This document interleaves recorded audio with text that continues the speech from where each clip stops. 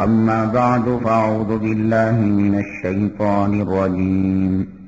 بسم الله الرحمن الرحيم. ومن يتق الله يجعل له مخرجا ويرزقه من حيث لا يحتسب ومن يتوكل على الله فهو حسبه. قال النبي صلى الله عليه وسلم: من تعلق شيئا وكل إليه، أو كما قال النبي عليه الصلاة والسلام. رب اشرح لي صدري ويسر لي أمري واحلل عقدة من لساني يفقهوا قولي. معزز سامعین کرام،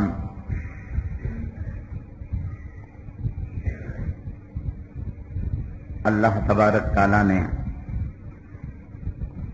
قوموں کی ہدایت کے لیے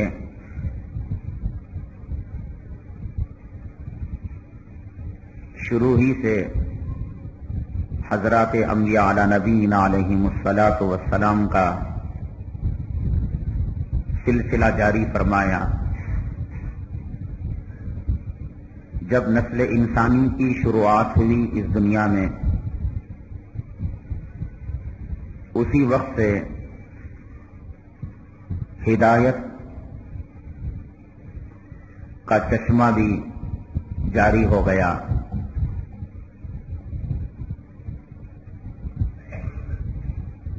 حالات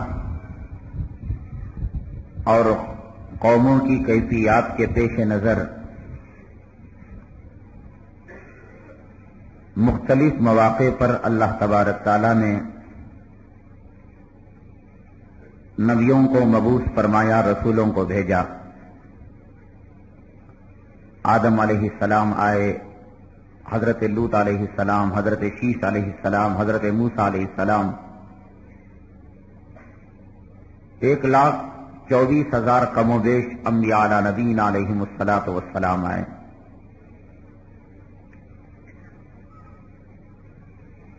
پچھلی شریعتوں میں ممکن ہے کہ احکامات مختلف ہوں،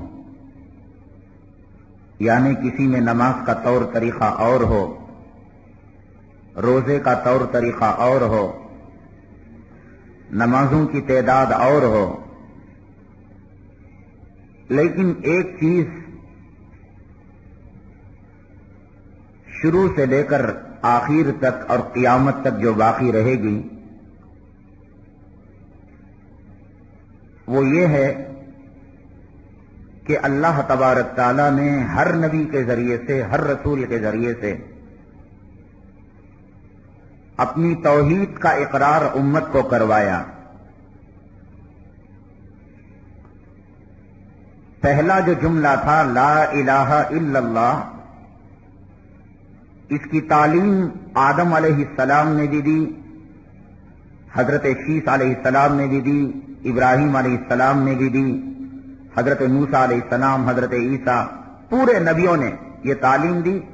کلیمے کے پہلے حصے میں شروع سے لے کر آقائے نامدار جناب محمد الرسول اللہ صلی اللہ علیہ وسلم کی شریعت مطہرہ تک، آپ کے دور مبارک تک، یہ کلیمے کا پہلا جز ایک ہی تھا، اور آپ کے بعد سے لے کر قیامت تک یہ ایک ہی رہے گا. حضرت سیدنا موسیٰ علی نبینا علیہ الصلاۃ والسلام ایک مرتبہ اللہ تعالیٰ سے کہا: اے باری تعالیٰ، آپ مجھے کوئی خصوصی بات دے دیجئے، خصوصی کلمہ دے دیجئے. اللہ تعالیٰ نے فرمایا کہ موسیٰ، لا الہ الا اللہ یہ خصوصی کلمہ ہے، اس کو لے کر چلے جاؤ. حضرت سیدنا موسیٰ علی نبینا علیہ الصلاۃ والسلام نے عرض کیا: باری تعالیٰ، پچھلے تمام نبیوں نے، تمام اقوام نے، بلکہ زمین اور آسمان اور کائنات کا تمام ذرہ ذرہ یہ کلمہ کہتا ہے، میں کلیم اللہ ہوں اور میرا ایک خصوصی مقام ہے، پوزیشن ہے، آپ مجھے خصوصی کلمہ دیجیے۔ اللہ تبارک تعالیٰ نے عرض کیا، اے موسیٰ، 7 زمین اور 7 آسمان اور ان میں جو چیزیں موجود ہیں اگر انہیں ترازو کے ایک پلڑے میں رکھ دیا جائے اور اس کلمہ طیبہ کو ایک پلڑے میں رکھ دیا جائے، میری عزت و جلالت کی قسم 7 زمین اور 7 آسمان ہلکے پڑ جائیں گے اور یہ کلمہ بھاری پڑ جائے گا۔ اللہ تبارک تعالیٰ نے حضرت موسیٰ علیہ نبینا علیہ الصلوۃ والسلام کو ایک مقدس وادی میں بلایا اور کہا، فَاخْلَعْ نَعْلَيْكَ إِنَّكَ بِالْوَادِ الْمُقَدَّسِ طُوًى۔ اے موسیٰ، یہ ادب کا مقام ہے اور یہ مقدس وادی ہے، یہاں جوتے اور چپل پہن کر نہ آؤ۔ فَاخْلَعْ نَعْلَيْكَ، اپنے چپل کو نکال دو، جوتوں کو نکال دو۔ اِنَّكَ بِالْوَادِ الْمُقَدَّسِ طُوًى، طُوٰی کی ایک مقدس وادی میں آپ ہیں۔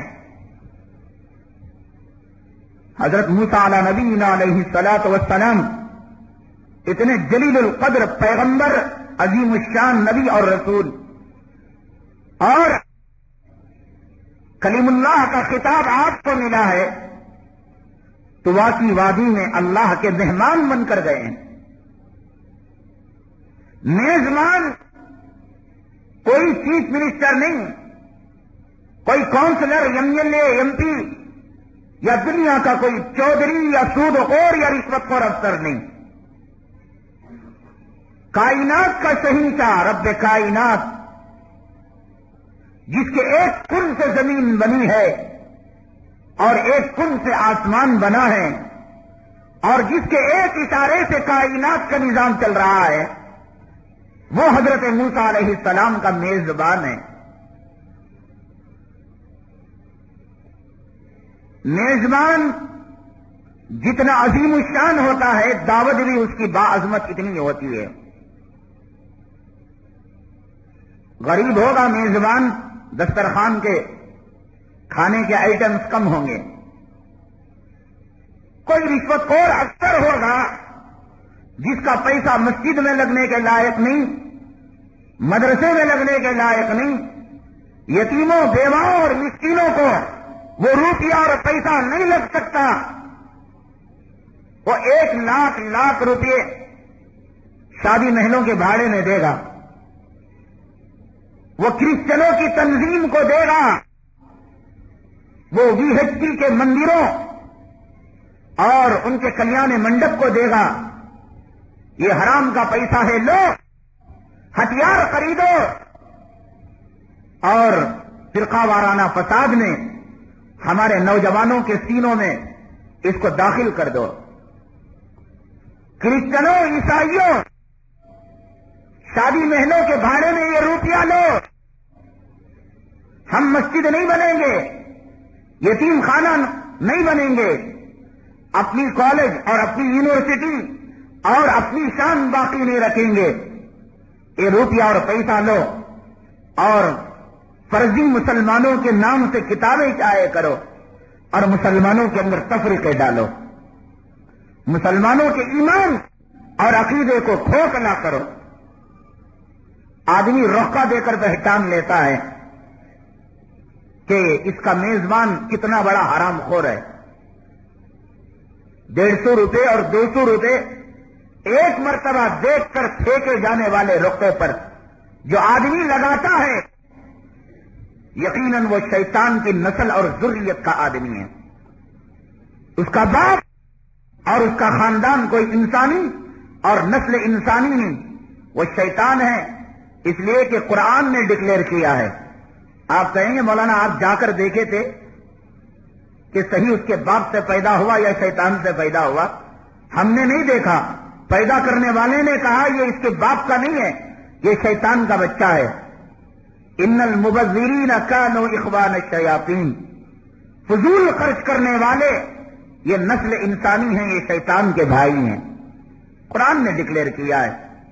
اب شیطان کے مجمع میں جا کر ہڈیاں کتوں کی طرح چبانے والا ویڈیوگرافی کی منظر میں آنے والا وہ کتنا بڑا شیطان ہوگا. داڑھی والے بھی شیطان ہیں, جبے والے شیطان ہیں, ٹوپیاں پہننے والے شیطان ہیں, حج و عمرہ کرنے والے شیطان ہیں, مسجدوں میں امامت اور خطابت کرنے والے, اذان دینے والے, اور محفل نکاح میں خطبہ نکاح پڑھ کر بغل میں دفتر مار کر پھر جو ہے اس شیطانی محفل میں جا کر کھانے والے, یہ کتنے بڑے شیطان ہوں گے. یہ قرآن نے کہا ان المبذرین کانوا اخوان الشیاطین.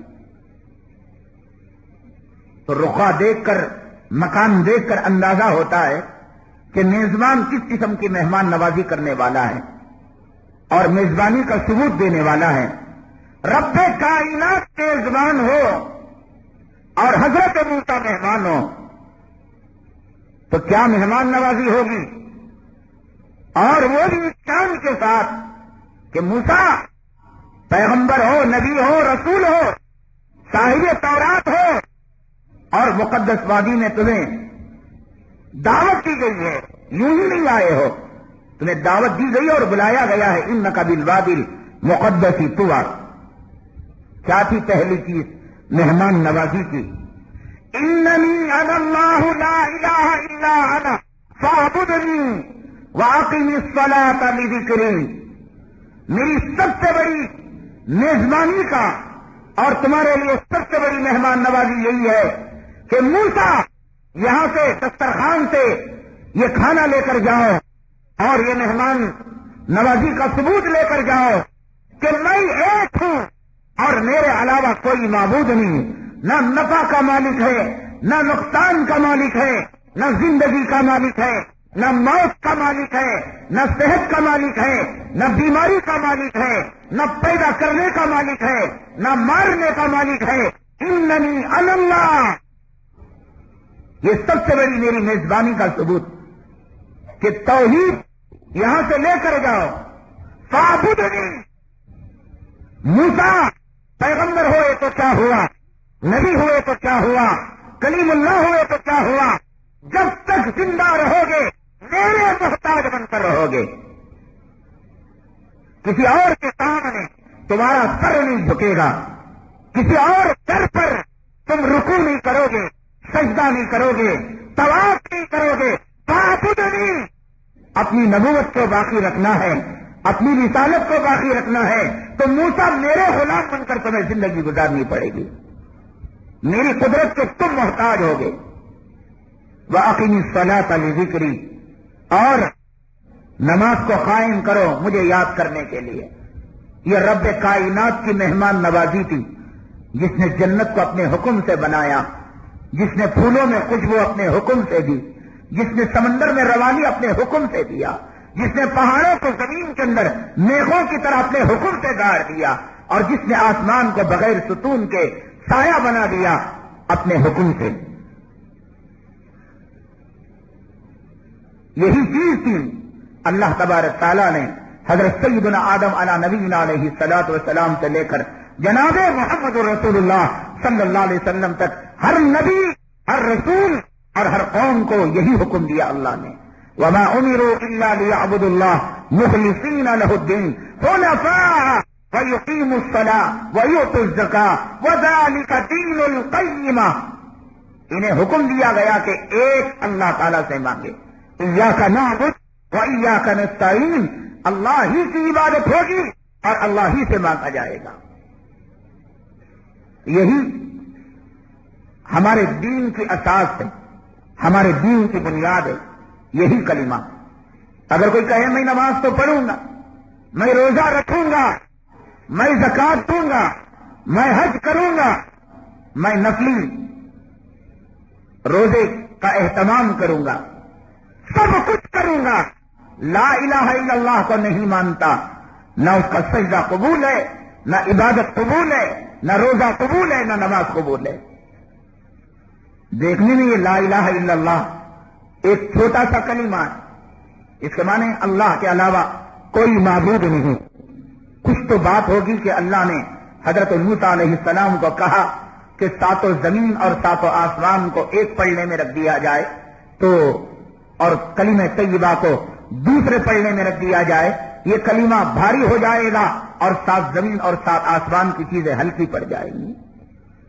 حدیث پاک میں آتا ہے جناب محمد رسول اللہ صلی اللہ علیہ وسلم نے ارشاد فرمایا قیامت کے دن ایک آدمی کو لایا جائے گا، 99 دفتر ہوں گے، سب کے اندر گناہ ہی گناہ، گناہ ہی گناہ، گناہ ہی گناہ، ایک کہیں اس کی زبان سے نکلا ہوا ہوگا لا الہ الا اللہ۔ اللہ تعالیٰ فرمائیں گے تول کر دیکھ لے۔ بندہ کہے گا باری تعالیٰ اتنے بڑے مجمع میں لاکھوں کروڑوں آدم علیہ السلام کی قوم، موسیٰ علیہ السلام کی قوم، نوح علیہ السلام کی قوم، ابراہیم علیہ السلام کی قوم، امت محمدیہ، ارے بھیجنا ہو جہنم میں بھیج دے، اتنے بڑے مجمع میں ذلیل کرنے کی کیا ضرورت ہے؟ اللہ فرمائیں گے تول کر تو دیکھ لے، 99 دفتر گناہوں سے پر ہیں اور ایک طرف کلمہ طیبہ ہے۔ جب تولا جاتا ہے کلمہ طیبہ بھاری ہو جاتا ہے اور 99 دفتر ہلکے پڑ جاتے ہیں، اللہ تعالیٰ فرماتے ہیں دیکھ لیا میری ربوبیت کو ماننے کا نتیجہ اور میری توحید کو ماننے کا نتیجہ کیا ہوا، جا میں نے اپنے فضل سے تجھے جنت کو دے دیا، بخش دیا تجھے۔ بہت وزنی کلمہ ہے، یہ اتنا آسان نہیں ترجمہ جتنا آپ آسانی سے کر کر گزر جاتے ہیں۔ اللہ کے علاوہ کوئی معبود نہیں ہے، کوئی پرستش کے لائق نہیں ہے۔ اس کے اندر 7 سمندر کے معنی اور مطالب، 7 زمین اور 7 آسمانوں کے خزانے اللہ تبارک تعالیٰ نے اس کے اندر پوشیدہ رکھا ہے۔ لا الہ الا اللہ کے معنی یہ اللہ کے علاوہ کوئی نفع پہنچانے والا نہیں، لا الہ الا اللہ کے معنی اللہ کے علاوہ کوئی نقصان پہنچانے والا نہیں، لا الہ الا اللہ کے معنی اللہ کے علاوہ کوئی زندگی دینے والا نہیں، لا الہ الا اللہ کے معنی اللہ کے علاوہ کوئی موت دینے والا نہیں، لا الہ الا اللہ کے معنی لڑکیاں دینے والی ذات اللہ ہے، لڑکے دینے والی ذات اللہ ہے، چاہے دونوں دے دیں، چاہے دونوں نہ دیں، چاہے 5 بنا دے، چاہے بچپنے میں موت دے دے، چاہے جوانی میں موت دے دے، چاہے بڑھاپے میں موت دے دے، چاہے امیری میں فقیری کے کرتب دکھا دے، چاہے فقیری میں امیری کے جوہر دکھا دے، چاہے بادشاہ کو ذلیل و خوار کر دے، چاہے فقیر کو شہنشاہوں جیسی عزت دے دے، تو عز من تشا وتذل من تشا، عزت تو دیتا ہے، ذلت دیتا ہے تو دیتا ہے، وترزق من تشاء بغیر حساب، اور جسے چاہے جب چاہے جتنی چاہے روزی دینے والی ذات تو ہے۔ امن خلق السماوات والارض وانزل لكم من السماء ماء فانبتنا به حدائق ذات بهجة ما كان لكم ان تنبتوا شجرها اإله مع الله۔ پوچھتا ہے وہ لا الہ الا اللہ کا ترجمہ کرنے والوں، کس نے آسمان کو بنایا، کس نے زمین کو بنایا، کس نے زمین کو سبزے کو اگایا، اإله مع الله، کیا اللہ کے علاوہ کوئی اور بھی رب ہے؟ امن جعل الارض قرارا، کس نے زمین کو تمہارے لیے قرار بنایا، سکون والی زمین بنایا، اور کس نے پہاڑوں کو اس کے اندر نیک بنایا۔ پورے کلام پاک کے اندر اللہ تبارک تعالیٰ نے کلمہ طیبہ کے ترجمے کو رکھا ہے، نفع کا، نقصان کا، صحت کا، بیماری کا، گھاٹے کا، اور پھر بڑھوتری کا، ترقی کا، ملک کا، عزت کا، ذلت کا، بیماری کا، صحت کا، پورا خالق میں ہوں، میرے علاوہ کوئی نہیں۔ اننی انا اللہ، میں ہی اللہ ہوں۔ اور جب تمہارے پورے عامل مر جائیں گے، پورے جادوگر مر جائیں گے، پورے پیر مر جائیں گے، پورے مجاور مر جائیں گے، پورے سجادہ نشین مر جائیں گے، پورے فکریزم کرنے والے مر جائیں گے، اور پورے جادوگر مر جائیں گے، اور پورے قبر والوں کو نیست و نابود کر دیا جائے گا۔ اس وقت اللہ تعالیٰ فرمائیں گے لمن الملک اليوم، کہاں گئی تمہاری تعویذ، کہاں گیا تمہارا پلیتا، کہاں گیا تمہارا چھومنتر، کہاں گیا تمہارا مسمرزم، کہاں گیا تمہارا جادو، کہاں گئے تمہارے عملیات، کہاں گئے تمہارے لیمو اور نارن، کہاں گئے تمہارے سجادہ نشین، کہاں گئے تمہارے پیر و فقیر، کہاں گئے تمہارے غوث پاک، کہاں گئے تمہارے جنید بغدادی، کہاں گئے میکائیل، کہاں گئے جبرائیل؟ ہے کسی نے بولنے کی طاقت، ہے کسی نے نفع نقصان پہنچانے کی طاقت؟ لمن الملک اليوم، آج تک صرف میرے لیے بادشاہت ہے کسی میں بولنے کی طاقت؟ میں نے سلا دیا ہے، اپنی طاقت سے کوئی اٹھنا چاہے تو اٹھے، اپنی بلبوتے پر کوئی بولنا چاہے تو بولے، للہ الواحد القہار. دنیا میں بھی میرے سکہ چلا کرتا تھا. ماں کے پیٹ میں گئے ایک گندے پانی کا قطرہ تھا. میں نے اپنے حکم سے تمہیں یہ شکل دی, تمہارے آنکھوں کو بینائی دی, تمہارے کانوں میں سننے کی طاقت دی, تمہارے زبانوں میں بولنے کی طاقت دی, تمہارے پیروں میں چلنے کی طاقت دی. چاہتا تو میں زندہ بنا دیتا, چاہتا تو گونگا بنا دیتا, چاہتا تو بہرا بنا دیتا. غور کرو اپنے وجود پر. یا ایھا الانسان ما غرک بربک الکریم الذی خلقک فسواک فعدلک فی ای صورت ما شاء رکبک. اے انسان, تجھے کس چیز نے دھوکے میں ڈال دیا ہے؟ اپنی حقیقت کو جان, اپنے وجود کو جان, اپنے گندے پانی کو پہچان. اپنے پیٹ کے اندر پاخانہ رکھ کر غرور کرتا ہے, اپنے پیٹ کے اندر پیشاب رکھ کر غرور کرتا ہے, اپنے جسم کے اندر گندا خون رکھ کر تو غرور کرتا ہے, تکبر کرتا ہے. ما غرک بربک الکریم الذی خلقک فسواک, جس نے تجھے پیدا کیا اور برابر بنایا, فعدلک, اور عدل کا کام کیا, فی ای صورت ما شاء رکبک, اور جو صورت رب نے دینی چاہی. کروڑوں کروڑوں انسان ہیں. کہاں میری قدرت کی نشانی یہ کہ کسی کا چہرہ کسی سے نہیں ملتا, کسی کے فنگر پرنٹ کسی سے نہیں ملتے. ایک مصور کو کہو 1,00,000 تصویریں بنائیں, اس کے بعد جو بنائے گا وہ تصویر اس سے مل جائے گی, وہ نقشہ اس سے مل جائے گا. رب کائنات نے کہا آدم سے لے کر آج تک ہم نے کروڑوں کروڑوں نمونے بنائے اور قیامت تک اربوں خربوں نمونے بنائیں گے, لیکن کوئی نمونہ کسی نمونے سے نہیں ملے گا. ایسا آرٹ لاؤ, ایسا کلچر لاؤ اور ایسا نمونہ لاؤ. هو الذی یصورکم فی الارحام کیف یشاء. وہ تمہارے ماؤں کے پیٹ میں گندے پانی میں جیسے چاہے تمہارے نقش کو بناتا ہے. نہ وہاں کوئی کارخانہ تھا, نہ وہاں پر کوئی آمدنی کا ذریعہ تھا. اس نے تمہیں تمہارے ماؤں کے پیٹ میں جو تمہیں ٹیمپریچر چاہیے تھا اتنا ہی ٹیمپریچر دے کر تمہیں پالا, جتنی غذا چاہیے تھی اتنی غذا دے کر تمہیں پالا, اور جتنے دن رکھنا تھا اتنے دن رکھ کر پالا. ظلمات بعضها فوق بعض, اندھیرے پر اندھیریاں, پردوں پر پردے تھے, اور رب کائنات نے اس سیفٹی کے ساتھ, اس تحفظ کے ساتھ پالا. اور پھر بھی تم غیروں پر توکل کرتے, غیروں پر بھروسہ کرتے ہو, اپنے وجود کو بھلا چکے ہو. عام بابا چلیے, عام مصیبت چلی ہے, ذرا سا کاروبار میں پرکوار, رخ کیا عامل کی طرف, رخ کیا جادوگر کی طرف, رخ کیا پیر و مرشد کی طرف, رخ کیا مزاروں کی طرف, اور رخ کرنے لگے آج کی برقع پوش خواتین مندروں کی طرف. ان بتوں سے اس اسلام کا کیا لینا دینا؟ اللہ کے حبیب پاک جناب محمد رسول اللہ صلی اللہ علیہ وسلم فرماتے ہیں اللہ نے مجھے دنیا میں بتوں کو, مزامیر کو, شراب کو, گانے بجانے کے آلات کو ختم کرنے کے لیے بھیجا. کلمہ پڑھنے والی خاتون, کلمہ پڑھنے والی مسلمان آج برقع پہن کر اپنے بچے کے علاج کے لیے مندر میں جا رہی ہے.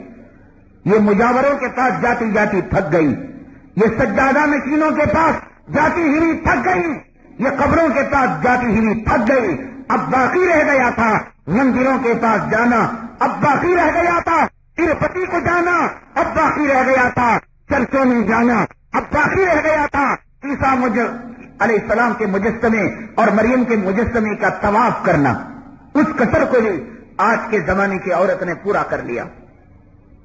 ان مندروں میں کوئی عورت دہی ڈال رہی ہے, ان مندروں میں یہ کلمہ پڑھنے والا مادرزاد بچہ نومولود جسے اللہ نے اپنے کارخانے سے مسلمان بنا کر دنیا میں بھیجا تھا, جا رہی ہے. کیا کروں, میں نے لاکھ علاج کروایا, کہیں علاج نہیں ہوا. کسی نے بتایا کہ اس مندر میں ایک پجاری رہتا ہے, وہ بت سے اتارا کرواتا ہے تو اس بچے کو صحت مل جاتی ہے, شفا مل جاتی. اللہ کہتا ہے میں نے زمینوں کو بنایا, میں نے آسمان کو بنایا, میں نے ستاروں کو بنایا, میں نے جنت کو بنایا, میں نے جہنم کو بنایا. ایک تیرے بچے کو میں شفا نہیں دے سکتا تھا, ایک تیرے دکان کو میں ترقی نہیں دے سکتا تھا. کیا مومن کی شان یہی کہ ذرا سی پریشانی ہوئی عاملوں کی طرف رخ کرے, سجادہ نشینوں کی طرف, پیروں کی طرف, فقیروں کی طرف, اور پھر لوگ کہتے ہیں کہ بات بھی تو یہ ہوتی ہے کہ اتنا علاج کیا صحیح نہیں ہوا اور جو گئے یہ ہو گیا. شیطان اللہ تبارک تعالیٰ نے جب اسے کہا یہاں سے نکل جا مردود اور ملعون ہو کر, شیطان بڑا ہوشیار تھا. آج مندروں میں جانے والی عورتوں کا وہ اتنا ایمان مضبوط نہیں, مزاروں کے پاس جانے والی عورتوں کا اور مردوں کا اتنا ایمان مضبوط نہیں ہے. پیروں فقیروں عاملوں اور جادوگروں پر یقین رکھنے والوں کا اتنا ایمان مضبوط نہیں. اللہ کی قسم کتنا ایمان شیطان کو اللہ کی قدرت پر ہے. شیطان اللہ کی قدرت کو آنکھوں سے دیکھا ہے. تم نے علماء سے سنا ہے, مبلغوں سے سنا ہے, مفسروں سے سنا ہے. شیطان نے اللہ کی قدرت کو آنکھوں سے دیکھا ہے. جب آدم علیہ السلام کا مجسمہ بنایا, اللہ نے پھونک ماری, اس میں جان پیدا ہو گئی اور اس میں قیامت تک آنے والی ذریت اور آل اولاد پیدا ہو گئی. اللہ نے حکم سے جنت کو بنایا, اللہ نے حکم سے عرش کو بنایا, کرسی کو بنایا. یہ شیطان اس سارے منظر کو اس نے دیکھا. جیسے ابو جہل اور ابو لہب نے جناب محمد رسول اللہ صلی اللہ علیہ وسلم کی نبوت کے زندہ کرشموں کو آنکھوں سے دیکھا اور پھر نبوت اور رسالت کے منکر ہو گئے. اسی طریقے سے شیطان نے اللہ کی قدرت کے منظر کو لائیو ٹیلی کاسٹ دیکھا. تم ٹی وی میں میچ دیکھ رہے ہو, وہ میدان میں بیٹھ کر اس نے دیکھا اللہ کی قدرت کے کرشمے کو. تو اسے یقین تھا کہ میری مراد کو اللہ کے علاوہ کوئی پورا کرنے والا نہیں, اللہ کے علاوہ کوئی نفع کا مالک نہیں, اللہ کے علاوہ کوئی نقصان کا مالک نہیں, اللہ کے علاوہ کوئی موت و حیات کا مالک نہیں, اللہ کے علاوہ زندگی اور مارنے کا کوئی مالک نہیں. اللہ کی قسم شیطان کو یہ یقین تھا میں جاؤں گا دنیا میں, کسی پیر کے دربار سے میری مراد پوری نہیں ہوگی, کسی جھنڈے اور علم سے میری مراد پوری نہیں ہوگی, اور کسی دیوتا اور دیوی کے پاس میری مراد پوری نہیں ہوگی. یہ یقین اللہ کی قسم شیطان کو آج کے مسلمانوں سے زیادہ تھا. وہ مسلمان جو غیروں کو نفع نقصان کا مالک سمجھتے ہیں, وہ مسلمان جو جادوگروں, عاملوں, پیروں, فقیروں, مجاوروں اور مسٹریزم کرنے والوں کو یہ سمجھتے ہیں کہ یہ ہمیں نفع دے دیں گے, ہماری بیماری کو دور کر دیں گے. ان کے ایمان کے مقابلے میں اللہ کی قسم قوت ایمانی شیطان کی زیادہ مضبوط ہے. شیطان کو جب کہا نکل جاؤ تو کہا اے اللہ جا تو رہا ہوں لیکن کچھ مانگتا جاؤں گا. دیکھیے شیطان کس سے مانگ رہا ہے. آج کہتے ہیں ایک عامل ہے, وہ سکلی عمل کرتا ہے اور اس کے پاس دیویاں ہیں, دیوتائیں ہیں اور شیطان ہیں, اور پھر وہ 12 منہ کا جو شیطان ہے وہ اس کے پاس ہے, کالی اماں ہے, گوری اماں ہے. شیطان خود اللہ سے مانگ رہا ہے. شیطان سمجھتا ہے اللہ کی قدرت کے مقابلے میں میں کسی کو کچھ نہیں کر سکتا.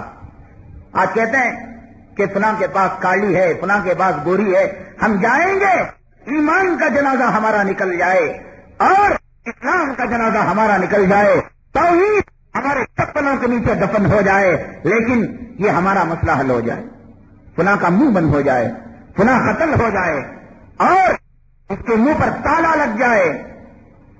شیطان خود اللہ سے مانگ رہا ہے, اور دنیا میں شیطان سا مانگنے والا وہ کتنا بڑا کمبخت اور ملعون ہوگا.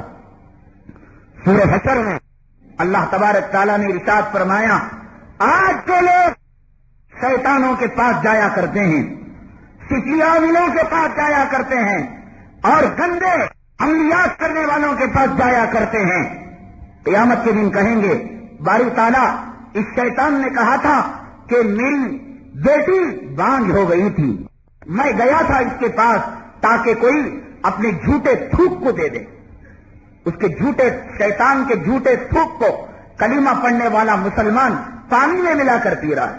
آنکھ پر کالی اماں آئی اور آ کر اس نے پانی میں تھوکا اور شیطان کے جھوٹے کو مسلمان پی رہا ہے. سور کا جھوٹا پی لے تو معاف ہو جائے گا, کتے کا جھوٹا پی لے معاف ہو جائے گا، اس لیے کہ وہ اللہ کی مخلوق ہے، اللہ کی نافرمانی نہیں کرتی. لیکن شیطان دنیا میں اللہ کی نافرمانی کرنے کے لیے آیا، گیا علاج کے لیے، شیطان کا مفت پیتا ہے اور شیطان کا جھوٹا پیتا ہے.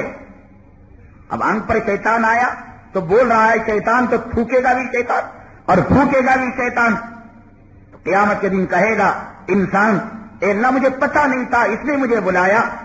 شیطان کہے گا میں نے تجھے ای میل کیا تھا، میں نے تجھے موبائل کیا تھا، میں نے تجھے فون کیا تھا، میں نے تجھے لیٹر بھیجا تھا، میں نے تیرے گھر میں اپنے نمائندے اور دودھ کو بھیجا تھا، کب میں نے تجھے دعوت دی؟ تو خود آیا میرے پاس کہ میری بیگم بانج ہے، میری بیٹی کے بچے نہیں ہوتے اور داماد ڈھونڈنے والا ہے، میرا کاروبار نہیں چلتا.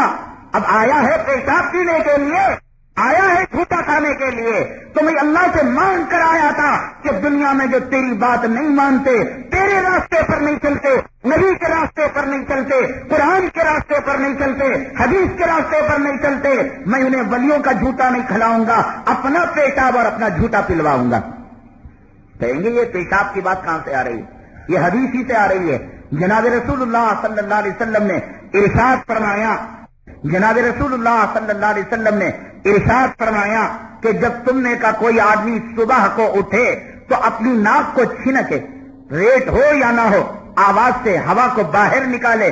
فإن الشیطان یبید، اس لیے کہ شیطان تمہارے ناک کے دانتے میں رات کو گزارتا ہے، اور اگر تم نے نماز پڑھی بغیر فجر کی نماز کو قضا کر ڈالی، وہی پیشاب کر کے چلا جاتا ہے. نماز کو چھوڑ کر شیطان کے پیشاب کو لے لیا، اور نماز کو چھوڑنے کی وجہ سے جو نحوست کاروبار میں آئی اور جو نحوست تمہارے گھرانے میں آئی، تو اس کا جھوٹا چاٹنے کے لیے سفلی عاملوں کے پاس گئے کہ پیشاب پیا، پیٹ نہیں بھرا، ذرا تھوک بھی دے دے. شیطان نے کہا مجھے یقین، میں نے کبھی ان کو دعوت نہیں دی، میں نے ان کو لیٹر نہیں دیا، رقعہ نہیں چھاپا. اے اللہ تو انصاف کرنے والا، یہ کہہ رہے ہیں کہ میں نے ان کو دعوت دی، اگر کوئی میں نے لیٹر دیا ہو تو یہ دکھائے. میں نے کب بلایا تھا؟ یہ خود آئے تھے. اننی براء مما تعملون، میں تو تم کیا کرتے ہو میں جانتا بھی نہیں. یہ لیمو تم نے اتارا، یہ پرانی خبر میں پلیتے کو تم نے دفن کیا، یہ ناریل کو تم نے باندھ کر لگایا، یہ کم لگایا، اور یہ فلاں لگایا، یہ فلاں لگایا، یہ مجھے معلوم بھی نہیں، میں کب کہا تھا؟ اگر ہو تو پروف پیش کرو. کچھ شیطان برات کو ظاہر کر دے گا. یہ کالی گوری، یہ سپلی وپلی کوئی کام نہیں آئے گے. شیطان نے خود اللہ تعالیٰ سے کہا اے باری تعالیٰ، جا تو رہا ہوں تیرے دربار سے، مجھے معلوم نہ زمین نفع پہنچاتی ہے، نہ آسمان نفع پہنچاتا ہے، نہ سمندر، نہ کوئی مخلوق. نفع نقصان کا مالک تو ہے، زندگی موت کا مالک تو ہے، صحت و بیماری کا مالک تو ہے. اے اللہ دو چیزیں دے دے. شیطان کس سے مانگ رہا ہے؟ اللہ سے مانگ رہا ہے. اور قبروں کی دھول چاٹنے والے کس سے مانگ رہے ہیں؟ قبروں سے مانگ رہے ہیں. جھنڈوں کے پاس جانے والے جھنڈوں سے مانگ رہے ہیں، آمینوں کے پاس جانے والے آمینوں سے مانگ رہے ہیں، اور شیطان رب کائنات سے مانگ رہا ہے. دو چیزیں دے دے. یہ شیطان انسانی اچھا ہے، وہ جناتی شیطان اچھا ہے. وہ جناتی شیطان اچھا ہے جو کم سے کم وَإِيَّاكَ نَسْتَعِينُ پر عمل کر رہا ہے کہ باری تعالیٰ میرا یقین ہے جب تو نہ دینا چاہے پوری دنیا والے مل کر مجھے دے نہیں سکتے، اور جب تو دینا چاہے پوری دنیا والے مل کر اسے روک نہیں سکتے.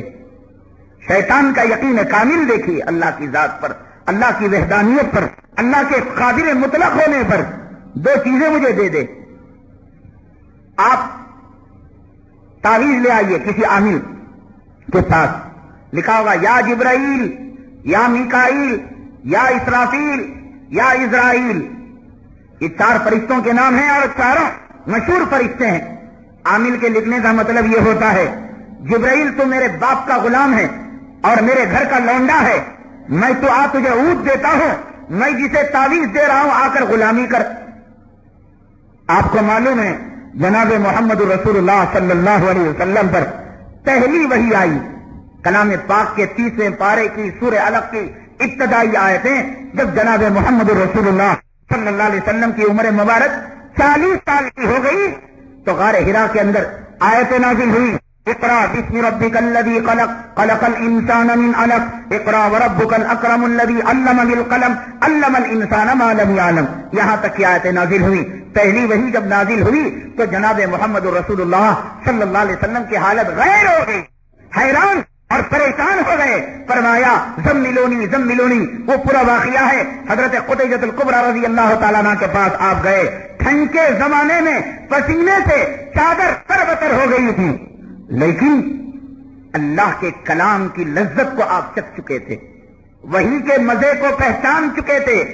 اللہ تبارک تعالیٰ نے درمیان میں ڈسٹینس دے دیا, فاصلہ دے دیا. یہ نہیں کہ صبح میں سورہ علق کی آیت نازل کی تو دوپہر میں بلا لیا یا ایھا المزمل یا ایھا المدثر طٰہٰ یاسین, نہیں دیا. کئی دنوں کا اس میں محدثین کا اختلاف ہے اس مدت کے بارے میں.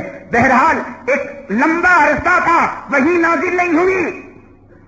کائنات کے سردار کون ہیں؟ غوث پاک کے سردار کون ہیں؟ آمینوں کے بڑے کون ہیں؟ مجاوروں کے بڑے کون ہیں؟ سجادہ نشینوں کے بڑے کون ہیں؟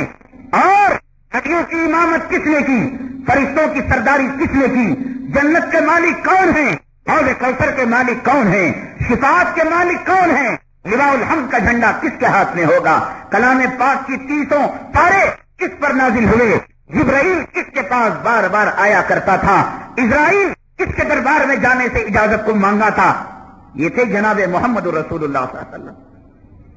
تمہارا مجاور بڑا ہے یا عامل بڑا ہے یا پیر و فقیر یا مرشد بڑا ہے یا جناب رسول اللہ صلی اللہ علیہ وسلم کا مقام ہے؟ کوئی کہے کہ نہیں میرا پیر بڑا, میرے غوث پاک بڑے, میرے جنید بغدادی بڑے, میرے صابر کلیری وہ بڑے. حضور کا مقام نہیں تو 1 نمبر کا تو مردود و کافر اور مشرک اور بھیڑ و چمار بن جائے گا. اللہ نے پوری کائنات میں پوری مخلوق میں آقا سے افضل کوئی چیز نہیں بنائی. عرش وہ بھی آقا کے بعد, کرسی بھی آقا کے بعد, جنت بھی آقا کے بعد, حوض کوثر بھی آقا کے بعد, آدم بھی آقا کے بعد, موسیٰ بھی آقا کے بعد, عیسیٰ بھی آقا کے بعد, لوط بھی آقا کے بعد, توریت و انجیل بھی آقا کے بعد, زبور اور صحف ابراہیم اور صحف موسیٰ بھی آقا کے بعد, کعبۃ اللہ بھی آقا کے بعد, مسجدیں بھی آقا کے بعد اور مسجد اقصیٰ وہ بھی آقا کے بعد. یہ ہے آقا کا مقام.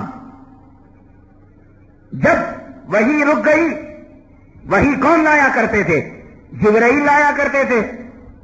تو رسول اللہ صلی اللہ علیہ وسلم جو نبیوں کے نبی ہیں, رسولوں کے رسول ہیں, کائنات کے سردار ہیں, فرشتوں سے بڑے ہیں, جنت سے افضل ہیں, وہ جبرائیل کو نہیں بلا سکے. بلایا انہوں نے کہ جبرائیل آؤ, جبرائیل کو نبی نہیں بلا سکے. تمہارا 100 روپے کا پلیدہ دینے والا عامل کھانے کے اوپر لکھتا یا جبرائیل میرے باپ کے گھر کا غلام تو آ جا اور اس کے گھر والی کو بیٹی دے دے. نبی نہیں بلا سکے, کائنات کے سردار نہیں بلا سکے. روایتوں میں آتا ہے جبرائیل کے نہ آنے کی وجہ سے جناب رسول اللہ صلی اللہ علیہ وسلم پر ایسی حالت ہوتی تھی کہ پہاڑ کے اوپر جاتے, ارادہ کرتے اپنے آپ کو میں یہاں سے نیچے اتار لوں, مجھے جی کر پائے گا کیا؟ میں نے کلام کی لذت کو چکھ لیا ہے, میں نے وحی ربانی کا مزہ دیکھ لیا ہے, اب مجھے جی کر کوئی فائدہ نہیں. لیکن جبرائیل کو بلایا, اپنے حکم سے جبرائیل کو نبی نہیں بلا سکے. تو پھر یہ لکھتا ہے یا جبرائیل یا میکائیل, اور اس کے بعد نہ جانے کیسے کیسے نئے نئے نام, کلکائیل, فلاں فلاں فلاں فلاں. یہ سب ماننے کس نے دیکھا؟ بھائی جبرائیل کو کس نے دیکھا؟ خود رسول اللہ صلی اللہ علیہ وسلم فرماتے ہیں کہ پوری زندگی میں 2-3 مرتبہ میں نے دیکھا ہے, 2-3 مرتبہ میں نے دیکھا ہے. اب یہ دیکھا بچے کو پاخانے ہو رہے ہیں, یا جبرائیل یا اسرافیل یا میکائیل یا اسرائیل, یہ سب گھر کے لونڈیا ہیں, گھر کے غلام ہیں. کیسا عقیدہ ہے, یہ کیا سوچ ہے, اور یہ کیسا توکل ہے, یہ کیسا ایمان ہے کہ آسمان کے فرشتوں کو جو عامل اپنا غلام, اپنی لونڈی, اپنی بانگی سمجھے. دیکھیے کھول کر, یہ کم وقت منع کرتے ہیں کہ صاحب تعویذ کھولو گے تو تاثیر ختم ہو جائے گی, اس لیے کہ بھانڈا ان کا پھوٹ جائے گا. صحیح معنوں میں بسم اللہ نہیں لکھ سکتے یہ لوگ, سورہ فاتحہ نہیں لکھ سکتے. اگر کم سے کم سورہ فاتحہ لکھ کر دے دیتے تو حدیث پاک میں آیا سورۃ الفاتحہ شفاء لکل داء، سورہ فاتحہ ہر بیماری کے لیے اللہ نے اس میں شفا کو رکھا ہے۔ جبرائیل کو بلائیں گے، ہنسوں کو لکھیں گے، عادات کو لکھیں گے۔ یہ شیطان کا ایمان بھی اتنا کمزور نہیں تھا، اس نے اللہ سے کہا یا اللہ 2 چیزیں مجھے دے دے، ایک یہ قیامت تک میری ذریت اور میری نسل شیطان نام کی کوئی چیز باقی رہے۔ بعض لوگ ہوتے ہیں وہ بالکل نہیں مانتے، نہیں یہ سب شیطانہ ویطانہ کچھ نہیں، جنات انات کچھ نہیں۔ تو یہ اعوذ باللہ من الشیطان الرجیم یہ کیوں پڑھا جاتا؟ اور اللہ تعالیٰ نے کہا وَقُلْ رَبِّ أَعُوذُ بِكَ مِنْ ہَمَزَاتِ الشَّيَاطِينِ، اے محمد صلی اللہ علیہ وسلم آپ یوں کہیے میں پناہ مانگتا ہوں، اللہ کی پناہ میں جاتا ہوں ان ہمزات شیاطین سے۔ یہ ہیں شیطان اور ان کے کارنامے ہیں، ان کا وجود ہے اور ان کے اڈے ہیں۔ بیت الخلاء میں جاتے وقت کیا دعا پڑھتے ہیں؟ اللہم انی اعوذ بک من الخبث والخبائث، گندے شیاطین اور گندے شیطان مرد اور عورتیں، اے اللہ ان کے شرور و فتن سے ہم پناہ مانگتے ہیں۔ ہم جا رہے اپنی حاجت کو پورا کرنے کے لیے، لیکن گندی جگہوں پر یہ رہا کرتے ہیں، اس لیے مولا تعالیٰ ہماری تو حفاظت فرما لے۔ جو نہیں پڑھتا اس کی حفاظت نہیں ہوتی۔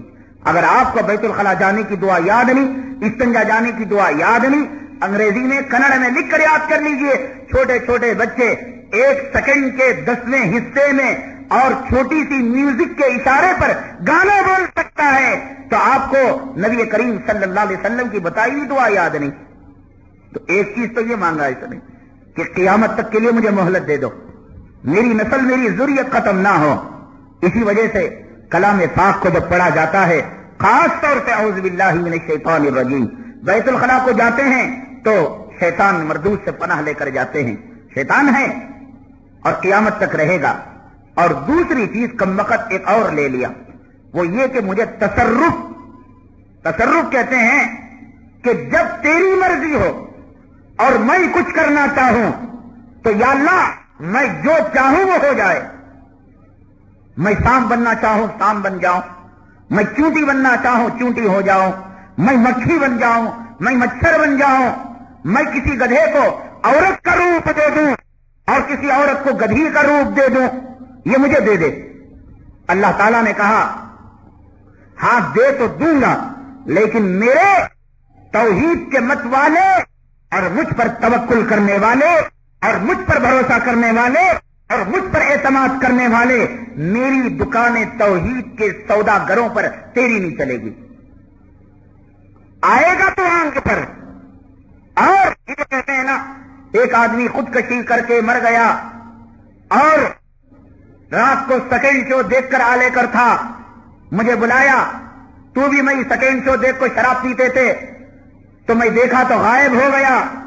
ایک مرتبہ جو چلا جاتا ہے عالم برزخ میں، وہ کوئی پولیس کی حوالات ہیں، وہ کوئی سینٹرل جیل ہے کہ کود کر وہاں سے آ جائے۔ قال رب ارجعون لعلی اعمل صالحا فیما ترکت کلا انہا، اللہ تعالیٰ فرماتے ہیں یہ بدکار لوگ جو چلے جاتے ہیں، خودکشی کرنے والا کوئی اچھا آدمی تھوڑی ہوگا، تو خودکشی ایک بہت بڑا گناہ ہے، کبیرہ ہے۔ حدیث پاک میں آتا ہے جو زہر کھا کر خودکشی کرے گا اللہ تعالیٰ قیامت تک اسے انگاروں کا زہر پلاتے رہیں گے۔ جو کود کر خودکشی کرے گا اللہ تعالیٰ پہاڑوں سے کھدواتے رہیں گے۔ جو آگ میں جلا لے گا اللہ تعالیٰ قیامت تک اسے آگ میں جلاتے رہیں گے۔ بڑا کرنے والا کوئی اچھا توڑی ہوگا۔ تو قرآن شریف کہتا ہے جو گنہگار، جو پاپی، جو مجرم چلے گئے دنیا سے، اور جب دیکھیں گے اللہ کے عذاب کو اور دیکھیں گے جہنم کے منظر کو، قال رب ارجعون، کہیں گے مولا ہمیں دنیا میں بھیج دے۔ کیوں بھیج دے؟ 11ویں 12ویں کے دیکھ کھانے، شکرانے کا کھانا کھانے، اور جمعگیاں باقی ہیں اور پورے کر کے آ جائیں۔ لعلی اعمل صالحا فیما ترکت کلا، تاکہ من دنیا میں جا کر کچھ سبحان اللہ پڑھ لیں، کچھ الحمدللہ پڑھ لیں، داڑھی چھوڑ لے، نماز پڑھ لے، برقعے کا اہتمام کر لیں، اعمل صالحا۔ اللہ تعالیٰ فرماتے ہیں کلا انہا کلمۃ هو قائلها، یہ ہو ہی نہیں سکتا کہ جو ہمارے پاس آئے وہ دوبارہ جائے۔ جب اللہ کہہ رہا ہے کہ میری جیل سے تمہارا مجرم جا نہیں سکتا، میرے عذاب سے تمہارا مجرم چھٹکارا نہیں پا سکتا۔ یہ قرآن نے کہا کہ یہ لوگ ریکویسٹ کریں گے، اپلیکیشن دیں گے اللہ کو کہ ہم دنیا میں جائیں گے۔ یہ لوگ کہتے ہیں اس کی فطری موت آنے تک اس کی روحانی بھٹکتی رہتی ہے۔ یہ کمبخت شیطان نے عقیدہ بنوایا۔ اگر وہ خودکشی نہ بھی کرتا تو بھی مر جاتا، ہچکی لے کر مر جاتا، ٹھوکر کھا کر مر جاتا، اس لیے کہ ہوا میں اس کا حصہ ختم ہو چکا اور پلے میں اس کا حصہ ختم ہو چکا، لیکن اس نے موت کو غلط طریقے سے بنا لیا۔ جیسے چور چوری نہ کرتا تو روپیہ اسے ہدیے میں مل جاتا، گفٹ میں مل جاتا، مقدر میں روپیہ ہوگا بغیر چوری کے مل جاتا، لیکن چوری کر کر گناہ کر لیا، مقدر میں موت ہوتی، ہچکی لے کر مر جاتا، ٹھوکر کھا کر مر جاتا، پانی گلے میں اٹک کر مر جاتا، نوالا لے کر مر جاتا، لیکن خودکشی کیوں کی؟ بری موت مرا۔ لوگوں نے عقیدہ بنا لیا اب وہ بڈھا ہونے تک اس کی روحانی بھٹکتی رہتی ہے اور اما باز کو آتی ہے اس کے چہیتوں کو بلانے کے لیے۔ اب یہ روحانی تو چلی گئی اس کی، یہ تو ہو گیا قبر کے حوالے، برزخ کے حوالے۔ یہ کون آواز نکال رہا اس کی؟ یہ آواز نکال رہا ہے شیطان۔ یہ شیطان اللہ سے مانگ کر آیا تھا، مجھے قاری صاحب کی قرات بھی دے دے، مجھے گویے کی آواز بھی دے دے، اور مجھے کشور کا نغمہ بھی دے دے، اور مجھے بولنے والوں کی آواز بھی دے دے۔ وہ جو چاہے کر سکتا ہے۔ وہ ڈاکٹر کا روپ اپنا لے، وہ عالم ایک نبی کا روپ چھوڑ کر چاہے خدا بھی بن سکتا ہے، نبی نہیں بن سکتا۔ اللہ کے حبیب پاک جناب محمد رسول اللہ صلی اللہ علیہ وسلم نے ارشاد فرمایا، اگر تم نے کا کوئی آدمی مجھے دیکھتا ہے تو صحیح معنوں میں مجھے دیکھتا ہے، فَإِنَّ الشَّيْطَانَ لَا يَتَمَثَّلُ بِي، اس لیے کہ شیطان میرا حلیہ نہیں اپنا سکتا۔ اللہ تعالیٰ نے جناب محمد رسول اللہ صلی اللہ علیہ وسلم کے ذات اقدس میں نور نبوت کو اتنا کوٹ کر رکھا ہے کہ شیطان اس کی نقل بھی نہیں کر سکتا۔ ایک نبی کی نقل چھوڑ کر باپ بن جائے، دادا بن جائے، خودکشی کرنے والے کا روپ اپنا لے، کئی چیزیں وہ کر لے سکتا ہے۔ وہ کسی بیمار کو عارضی طور پر اس کے پاخانے رکوا دے اور کسی مسجد میں جا کر نماز پڑھنے والے کو اس کی بیماری کے اندر اضافہ کروا دے، یہ سب کچھ کر سکتا ہے۔ اللہ سے مانگ کر آیا ہے دو چیزیں، ایک قیامت تک کی مہلت اور دوسرا تصرف، کہ میں جو چاہے کروں، لیکن اللہ نے اجازت دی کہ کر تو سکتا ہے، مجھ پر توکل کرنے والے اور حقیقی معنوں میں میری عبادت کرنے والوں پر تیرا نہیں چل سکتا۔ جو اللہ پر توکل کامل نہیں کرتے، 50-50 معاملہ رہتا ہے، اللہ بھی دیتا ہے، پیر بھی دیتا ہے، اللہ بھی دیتا ہے، عامل بھی دیتا ہے، اللہ بھی دیتا ہے، فقیر بھی دیتا ہے، اللہ بھی دیتا ہے، جادوگر بھی دیتا ہے۔ جو 50-50 معاملہ کرنے والے ہوتے ہیں، شیطان ان کے انگوں میں بھی آتا ہے، اور شیطان خودکشی کرنے والے کی آواز بھی نکالتا ہے، اور شیطان جن بچوں کا اتارا کرا جاتا ہے بتوں کے اوپر سے، وقتی طور پر شیطان ان کو ریلیف بھی دیتا ہے، آرام بھی دیتا ہے، تاکہ ان وقتوں کے ایمان کا جنازہ نکل جائے، ان کی توحید کا جنازہ نکل جائے، انہیں رب کائنات پر جو توکل، اعتماد اور بھروسہ ہے وہ بھروسہ ختم ہو جائے۔ عورت کہتی ہے کیا کروں، نماز بھی پڑھ کر میں نے دیکھ لیا، روزہ رکھ کر میں نے دیکھ لیا، عاملوں کے پاس جا کر دیکھ لیا، ایک دن میں گئی اس مندر میں، دہی کو ڈالا اور بچے کا اتارا کرایا، شام تک بچہ صحت یاب ہو گیا۔ یہ شیطانی کرتوت ہے۔ اللہ تعالیٰ خود فرماتے ہیں انا عند ظن عبدی بی، میں بندے کے گمان کے ساتھ ہوں، بندہ جیسے گمان کرتا ہے اسی راستے سے میں اس کو صحیح کر دیتا ہوں دنیا میں آزمائش اور امتحان کے لیے۔ کوئی تروپتی کو جاتا ہے کہتا ہے کہ ہمارے ابا اچھے ہو گئے، کوئی توکل مستان جاتا ہے، کوئی مرغ ملا جاتا ہے اور کہتا ہے کہ ہماری بیماری دوری ہو گئی۔ اللہ تعالیٰ فرماتے ہیں میں بندے کے پیچھے شیطان کو لگا کر اس کے گمان کے مطابق معاملہ کرتا ہوں۔ کیا بندہ کیا سمجھتا ہے کہ یہ سمجھتا ہے کہ یہ میری بیماری کو دور کرنے والا یا رب کائنات میری بیماری کو دور کرنے والا؟ ابراہیم علی نبینا علیہ الصلوۃ والسلام نے کیا کہا، وَإِذَا مَرِضْتُ فَهُوَ يَشْفِينِ، میں جب بیمار ہوتا ہوں کون مجھے شفا دیتا ہے؟ ابراہیم دنیا کے پہلے نبی نہیں تھے، ابراہیم دنیا کے پہلے رسول نہیں تھے، اس سے پہلے شیس آئے تھے، اس سے پہلے آدم آئے تھے، اس سے پہلے نوح آئے تھے، بے شمار پیغمبر آئے تھے۔ اگر کوئی کسی اپنے بڑے سے شفا مانگنا ہوتا تو حضرت ابراہیم یوں کہتے، میں بیمار ہوتا ہوں آدم کی مزار کے پاس جاتا ہوں، میں بیمار ہوتا ہوں شیس کی مزار کے پاس جاتا ہوں، میں بیمار ہوتا ہوں نوح کی مزار کے پاس جاتا ہوں۔ نہیں کہا وَإِذَا مَرِضْتُ فَهُوَ يَشْفِينِ، میں بیمار ہوتا ہوں تو میرا رب مجھے شفا دیتا۔ اب اگر کوئی جاتا ہے یہ سمجھتا ہے کہ عامل مجھے شفا دیتا ہے، توکل مستان کے بابا مجھے شفا دیتے ہیں، مرغ ملے میں شیطان اترتا ہے، یہ ایمان کا ایمانی دھوکہ ہے، یہ ایمان کو کمزور کرنے والی اور عقیدے میں فساد بپا کرنے والی چیز ہے۔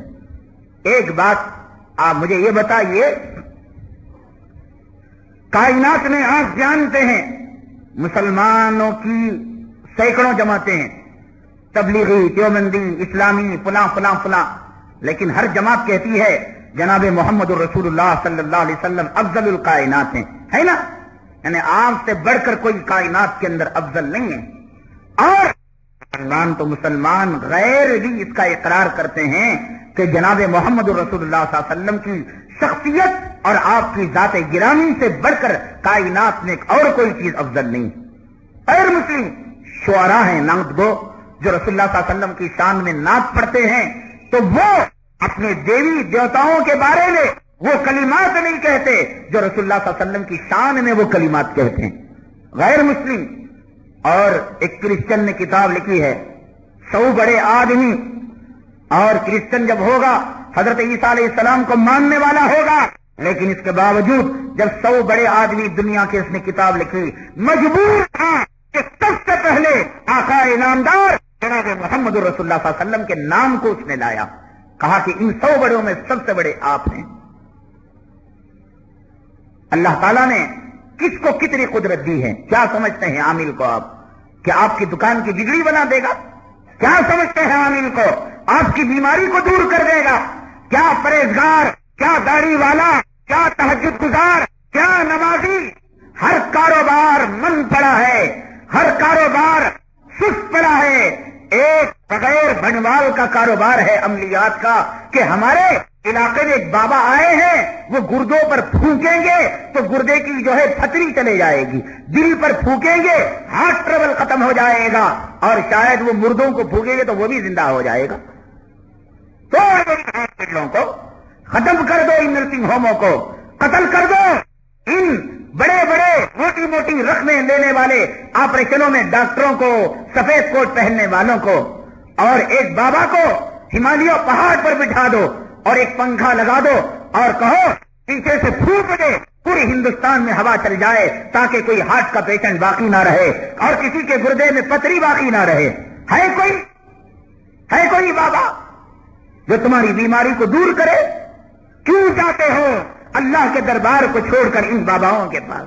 کیوں جاتے ہو ان عاملوں کے پاس جو پیسہ عاملوں کو دیتے ہو؟ مسجد کو لگاؤ، علماء پر لگاؤ، مدارس پر لگاؤ، خانقاہ پر لگاؤ۔ مسجد کے لیے مانگا جاتا ہے تو 17 جھریاں تمہارے پیشانی پر پڑ جاتے ہیں، اور یہ جھوٹے مکار بھی عامل خود اپنے کاروبار میں اپنے تعویذوں کے محتاج ہیں۔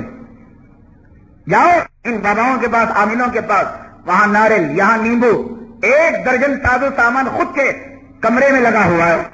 پوچھا جائے کہ کیا ہے؟ وہ اس لیے ہے تاکہ ہمارا کاروبار زیادہ چلے۔ خود کے کاروبار کو خود ہی سے چلانے کے لیے خود کا ناریل لگایا ہوا ہے، خود کا نیمبو لگایا ہوا ہے، اور خود دوسرے عامل کے پاس جا رہا ہے کہ گاہک کو یہاں بھیج دو۔ کچھ نہیں کر سکتے، کچھ نہیں کر سکتے۔ یہ نفع کے مالک نہیں، نقصان کے مالک نہیں، بیماری کے مالک نہیں، صحت کے مالک نہیں، آپ کے کاروبار کے گھاٹے کو ختم نہیں کر سکتے۔ کرنے والی ذات اللہ ہے۔ یہ عامل رسول اللہ صلی اللہ علیہ وسلم کی شخصیت اور ذات گرامی کے سامنے ان کی حیثیت کیا ہے؟ اللہ کی قسم، آپ کے جوتے میں لگے ہوئے دھول کا ایک ذرہ اپنے پاس کوئی مقام رکھتا ہے، لیکن یہ مکار فریبی عامل، ان کا کوئی مقام نہیں، کوئی حیثیت نہیں۔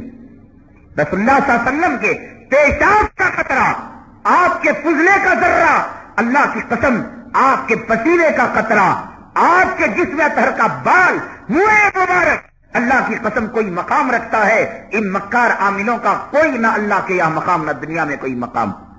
لیکن اس کے باوجود اللہ کے حبیب پاک جناب محمد رسول اللہ صلی اللہ علیہ وسلم ارشاد فرماتے ہیں اللہ تعالیٰ نے کہہ دیا عاملوں پر توکل کرنے والوں، جادوگری پر اعتماد کرنے والوں، مجاوروں کے پاس جانے والوں، قبروں کے پاس جانے والوں، پیروں فقیروں اور منتر پڑھنے والوں کے پاس جانے والوں، ایک بات سنو، یہ محمد صلی اللہ علیہ وسلم میرا حبیب ہے، میرا چہیتا ہے، میں نے خاص طور سے اس کو نور سے بنایا ہے، یہ جنت سے بھی افضل ہے، یہ فرشتوں سے بھی افضل ہے، یہ نبیوں سے بھی افضل ہے، یہ زمینوں آسمان کی مخلوق سے افضل ہے.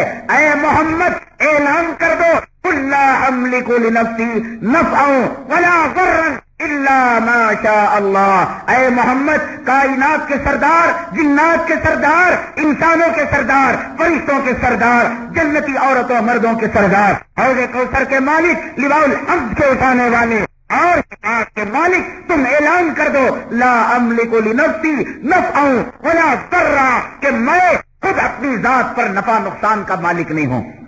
محمد فرماتے ہیں صلی اللہ علیہ وسلم اللہ اعلان کراتا ہے دنیا والوں کو بتا دو، ابو بکر کو بتا دو، ابو جہل کو بھی بتا دو، عمر کو بھی بتا دو، ابو لہب کو بھی بتا دو، مکے والوں کو بتا دو، مدینے والوں کو بتا دو، عرب والوں کو بتا دو، عجم والوں کو بتا دو کہ محمد یقیناً تمہارا مقام بہت اونچا ہے لیکن تم خود نفع نقصان کے مالک نہیں. یہ قرآن کی آیت ہے قل لا املک لنفسی نفعا ولا ضرا، میں خود جب نفع اپنے آپ کو نہیں پہنچا سکتا. مکہ مکرمہ سے جب ہجرت کیے ہیں جناب رسول اللہ صلی اللہ علیہ وسلم، غار کے اندر جا کر آپ نے پناہ لے لی. سراخا نے اور دوسرے مکے کے مشرکین اور کافرین نے آپ کے پیچھے جاسوس لگا دیے اور دشمن لگا دیے. حضرت سیدنا ابو بکر صدیق رضی اللہ تعالیٰ عنہ آپ کے ہم سفر تھے، ہجرت میں آپ کے ساتھ جانے والے تھے. دونوں غار کے اندر چھپے بیٹھے ہیں. کوئی تعویذ ایسا ہوتا، کوئی پلیتا ایسا ہوتا، کوئی ناریل ایسا ہوتا، کوئی لیمو ایسا ہوتا، کوئی منتر ایسا ہوتا تو آقا ان دشمنوں کا قلعہ کما کر دیتے، ان دشمنوں کو نیست نابود کر دیتے، ان دشمنوں کو سطح ہستی سے مٹا دیتے. لیکن اس کے باوجود سیدنا ابو بکر صدیق فرماتے ہیں اے محمد صلی اللہ علیہ وسلم دشمن ہمارے آنکھوں کے سامنے کھڑا ہے، اگر ذرا سا بھی اپنی نگاہ کو نیچے کر لے تو میں بھی دکھ جاؤں گا، آپ بھی دکھ جائیں گے. تو جناب رسول اللہ صلی اللہ علیہ وسلم نے فرمایا لا تحزن ان اللہ معنا. ابو بکر غم کرنے کی کوئی بات نہیں. کیوں؟ اس لیے کہ محمد ہے، اس لیے کہ سید الانس ہے، اس لیے کہ سید الجنس ہے، اس لیے کہ سید الاولین ہے، اس لیے کہ سید الآخرین ہے، اس لیے کہ امام الانبیاء ہے، اس لیے کہ امام الرسول ہے، اس لیے کہ ساقی کوثر ہے، اس لیے کہ شافی محشر ہے. نہیں، یہاں شافی کوثر محشر کی نہیں چلے گی، ساقی کوثر کی نہیں چلے گی، سید الانس کی نہیں چلے گی، سید الجن کی نہیں چلے گی. دشمن ہے اور پھر مقابل میں اور آپ ہیں. اے ابو بکر یقین جانو اللہ کی ذات ہے جو ہماری حفاظت کرنے والی، اللہ کی ذات ہے جو ہماری حفاظت کرنے والی ہے. محمد اعلان کر دو لا املک لنفسی نفعا ولا ضرا الا ما شاء اللہ. میں خود اپنی ذات کو نفع نہیں پہنچا سکتا. میں بھوکا ہوتا ہوں کھانے کی طرف جاتا ہوں، میں پیاسا ہوتا ہوں پانی کی طرف جاتا ہوں، اور جنگ احد میں میرے دانت کو چوٹ لگتی ہے تو خون نکل جاتا ہے، میں روک نہیں سکا تو میں تمہیں کیا نفع پہنچاؤں گا، میں تمہیں کیا نقصان پہنچاؤں گا. حضور صلی اللہ علیہ وسلم حدود حرم میں مکے کے سامنے نماز پڑھ رہے ہیں. ایک دشمن رسول آ کر اونٹ کی اوجھڑی سمجھتے ہیں جس کے اندر پاخانہ، غلاظت، گندگی، حضور صلی اللہ علیہ وسلم سجدے میں ہیں، جا کر آپ کے اوپر ڈال دیتا ہے. آپ نماز کو ختم کرتے ہیں. آپ کی بچی فاطمہ یا کوئی اور آپ کی صاحبزادی آتی ہے اور کہتی ہے ابا جان یہ کیا دشمنی ہے، یہ آپ کے ساتھ کیا سلوک ہو رہا ہے؟ تو ابا کہتے ہیں نہیں بیٹی، یہ ایمان و اسلام اور توحید کی بات ہے، کچھ دن صبر کر لے اللہ تعالیٰ کامیابی دے دے گا. کوئی تعویذ ہوتا، کوئی پلیتا ہوتا، کوئی موکل ہوتا، کوئی جن ہوتا کہ آپ نماز پڑھتے اور وہ باڈی گارڈ کرتا، محافظ ہوتا. باڈی گارڈ نہیں آیا، اور یہ کہتا میرے پاس کالی ہے، گوری ہے، موکل ہے، جن ہے، تمہارے چور کو میں بتا دوں گا، پورے اسٹیشنوں پر بام ڈال کر اسٹیشنوں کو ختم کر دو، فوج کو ختم کر دو، جہاد کو ختم کر دو، لڑائیوں کو ختم کر دو، لاؤ ان جھوٹے باباؤں کو، لاؤ ان جھوٹے عاملوں کو، کہو کہ اپنے کرتوت کو دکھائے، کارنامے کو دکھائے اور جنگ کو جیت کر بتائے، چور کو تفتیش کر کے بتائے کس نے کار کو چرا لیا اور کس نے روپے کو چرا لیا، کون قاتل ہے، کون مجرم ہے، سراغ لگا کر بتائے۔ نبی نے کہا لا املک لنفسی نفعا ولا ضرا، میں اپنی ذات کو نفع نقصان نہیں پہنچا سکتا، فاطمہ کو پہنچانا دور کی بات، زینب کو پہنچانا دور کی بات، سمیہ کو پہنچانا دور کی بات، ام کلثوم کو پہنچانا دور کی بات، عائشہ خدیجہ رضوان اللہ تعالی علیہ مجمعین پہنچانا دور کی بات، اور تمہیں نفع نقصان پہنچانا دور کی بات، میں خود اپنے آپ کو اللہ کی مرضی کے بغیر نفع نہیں پہنچا سکتا۔ میں اپنے آنکھوں کو جب آسمان کی طرف اٹھاتا ہوں تو رب کی اجازت کے بغیر میری آنکھیں نیچے نہیں آتی، میرے آنکھوں کو نیچے کرتا ہوں رب کی اجازت کے بغیر اوپر نہیں جاتی، میرے گھر میں نمک کم ہو جاتا ہے میں رب کائنات سے مانگتا ہوں، میری چپل کا تسمہ ٹوٹ جاتا ہے میں رب کائنات سے مانگتا ہوں۔ محمد صلی اللہ علیہ وسلم نمک کے کم ہونے پر اللہ سے مانگے، چپل کا تسمہ ٹوٹ جانے پر اللہ سے مانگے، اور تو بچے جا کر عامل سے مانگے، تیری بیماری دور ہونے عامل سے مانگے۔ وَعَلَى اللَّهِ فَلْيَتَوَكَّلِ الْمُؤْمِنُونَ، اللہ فرماتے ہیں تم مومن ہوگا تو اللہ پر بھروسہ کرے گا، اگر ایمان تیرا کامل نہیں تو شیطان اجازت لے کر آیا ہے اور شیطان تصرف کرتا جائے گا۔ ان آمنوں کے حد گنڈے کیا ہیں اور مومن کا ایمان کیسے قوی ہوتا ہے، یہ سب تفصیلی باتیں ہیں انشاءاللہ اگلی جمعے بیان کی جائیں گی۔ اللہ تعالیٰ سے دعا ہے اللہ تبارک تعالیٰ ان مکاروں کے تریز سے ہماری حفاظت فرمائے۔ اللہ